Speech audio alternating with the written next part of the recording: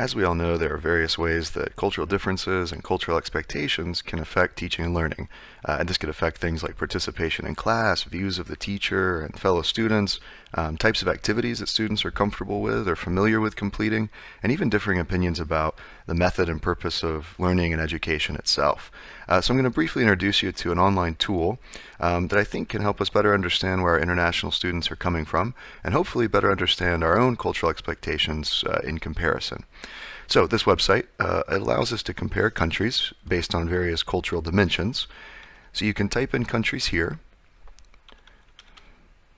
and see how they compare to one another based on the dimensions of power distance, individualism, masculinity, uncertainty avoidance, long-term orientation, and indulgence. And if you look down below, it gives a breakdown and definition of each of these terms, and you can compare them to one another to see what some of the expectations might be coming from one side of the world to the other. You can search for up to 4 different countries at a time and compare their rankings based on these different criteria. Now, this website focuses more on kind of big picture cultural differences, but how can we apply this to our classrooms? Thankfully, with the addition of one more resource, we can see how each of these dimensions directly relates to the classroom.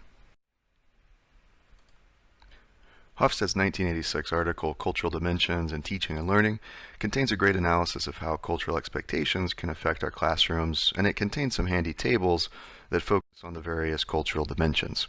Here you can see differences and expectations between collectivist and individualist societies that may affect how your students see their roles in the classroom.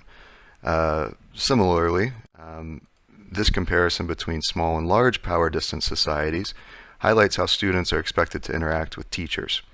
And none of these sets of characteristics is representative of everyone in a given country, but it can help give us insight when miscommunication or misunderstanding arises.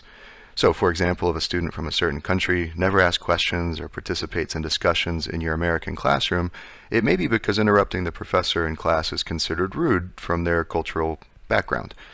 As they work to adapt American cultural norms, resources like this website and this paper can help us as teachers to avoid mistakenly viewing our students as rude or lazy, and we can work to help them better understand our expectations.